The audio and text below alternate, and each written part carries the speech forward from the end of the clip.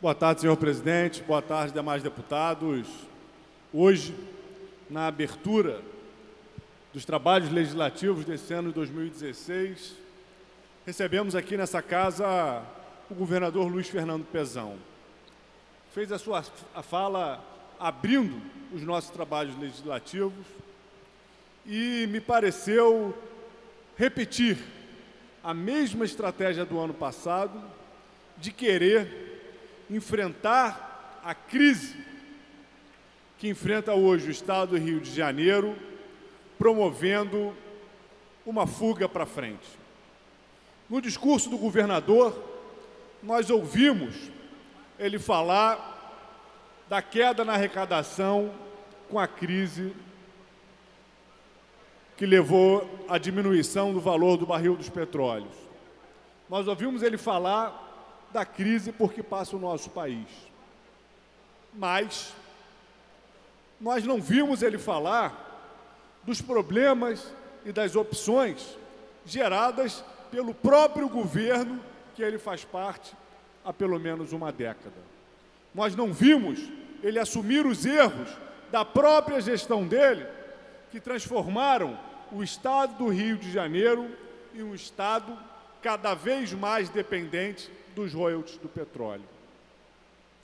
Pelo contrário, o que nós vimos foi o mesmo discurso que acredita ser possível enfrentar essa crise sacrificando ainda mais os serviços públicos, os servidores públicos e a população do Estado do Rio de Janeiro. É importante a gente ressaltar que a cada ano que passa, o governo do Estado abre mão de receitas que giram ao redor de quase 10 bilhões de reais. Essas receitas não são destinadas a pequenas ou microempresas geradoras da maior parte dos empregos que existem no nosso Estado. Essas receitas que o governo abre mão são destinadas a grandes grupos econômicos, que são beneficiados com centenas de milhões de reais. No mês de novembro de 2015, no mesmo mês onde o governo anunciou que não pagaria a segunda parcela do 13º dos servidores públicos de forma integral, e sim parcelando, em que atrasou o pagamento dos servidores, naquele mesmo mês, a cervejaria Petrópolis foi beneficiada com mais de 600 milhões em subsídios fiscais. Mais de 600 milhões. Nós não estamos falando de migalhas, nós não estamos falando de poucos recursos, nós estamos falando de um único grupo econômico que, aliás, é o 5º maior financiador de campanha de deputados estaduais dessa casa, que somente para o PMDB, partido do governador, doou mais de 12 milhões de reais. Esse único grupo econômico, somente no mês de novembro, quando o governador tentava nos convencer que estava se esforçando para que as grandes empresas que devem dinheiro ao fisco estadual colocassem as suas dívidas em dia, o governador beneficiou a cervejaria Petrópolis em mais de 600 milhões de reais. Eu pego esse caso porque ele é muito ilustrativo, porque ele se dá no momento de agravamento da crise, no momento onde a gestão da saúde entra em colapso, onde as organizações sociais fecham hospitais porque o governo não dá continuidade aos seus repasses e pagamentos, onde o Hospital Pedro Ernesto começa a enfrentar uma nova onda de protesto porque os seus residentes estavam sem receber suas bolsas, onde o salário dos servidores começa a se atrasar. Ou seja, no momento onde quem trabalha para garantir os serviços públicos, onde os serviços públicos do Estado do Rio de Janeiro estão entrando em colapso, Pezão toma mais uma medida para favorecer um grande grupo econômico. Foi também nesse período que o governo mandou para essa casa uma mensagem para transferir 40 milhões de créditos que o governo tinha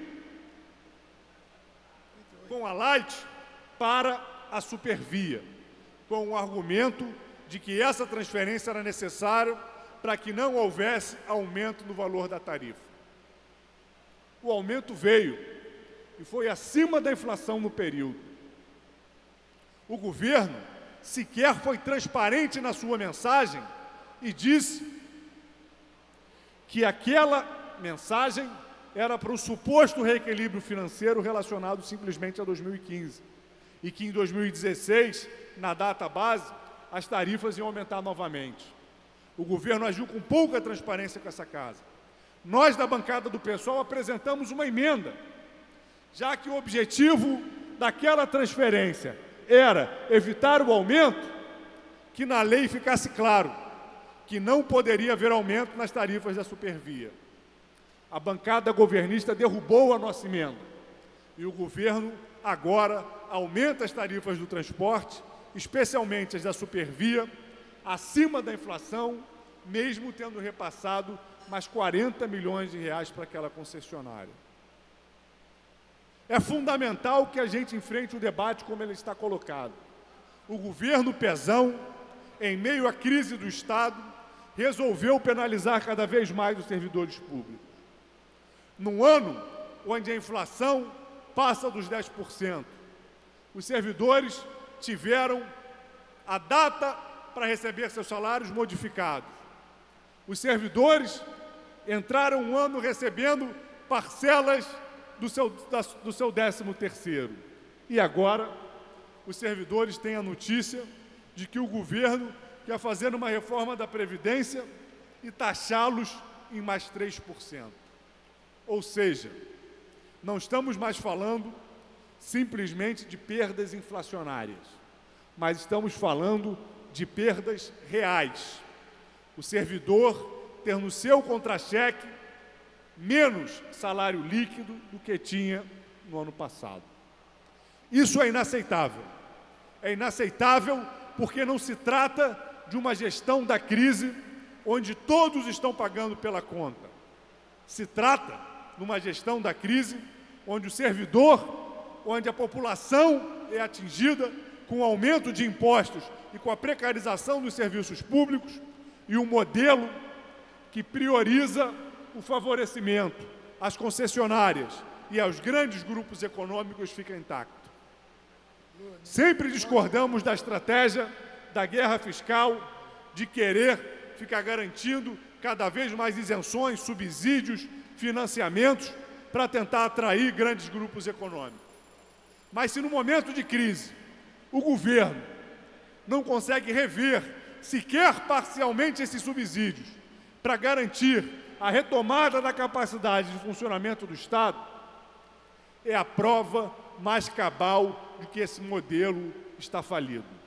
Não aceitaremos que fundações como a FIA, que presta serviços fundamentais no atendimento às crianças e adolescentes, que a FIPERJ, fundamental para o desenvolvimento da atividade pesqueira, num estado que tem o 3º maior litoral do país, que a Fundação Santa Cabrini, fundamental para a ressocialização de presos, que toda a nossa política cultural, hoje, no MIS, na FUNARJ, sejam desmontadas. Por trás do desmonte dessas instituições que hoje prestam políticas públicas, está o objetivo do governo de, na próxima quadra, querer implantar novas organizações sociais para gerir nossos museus, para gerir nossos teatros, para gerir nossas políticas públicas para a infância e adolescência, levando o modelo fracassado na saúde para as demais áreas do governo. Não aceitaremos essa forma que o governador tem colocado para enfrentar a crise, que corte nas secretarias, que diminua os cargos comissionados distribuídos para apaniguar seus aliados políticos, que reveja os subsídios milionários dados aos diferentes grupos econômicos, mas que não cobre a conta do servidor e que não desmonte ainda mais os servidores públicos. Um dos motivos de hoje termos desequilíbrios na Previdência, é que o governo parou de fazer concurso para diversas áreas. Na saúde são 10 anos. No atendimento à infância e adolescência são 30 anos sem concurso público. Se não tem novos servidores entrando e o governo gasta com as organizações sociais, o resultado é a quebra da retroalimentação do regime previdenciário e, portanto, a possibilidade de gerar novos desequilíbrios. O governador tem que assumir que leva o Estado à falência e não penalizar os servidores públicos pelas suas opções em mais de 10 anos de governo do PMDB.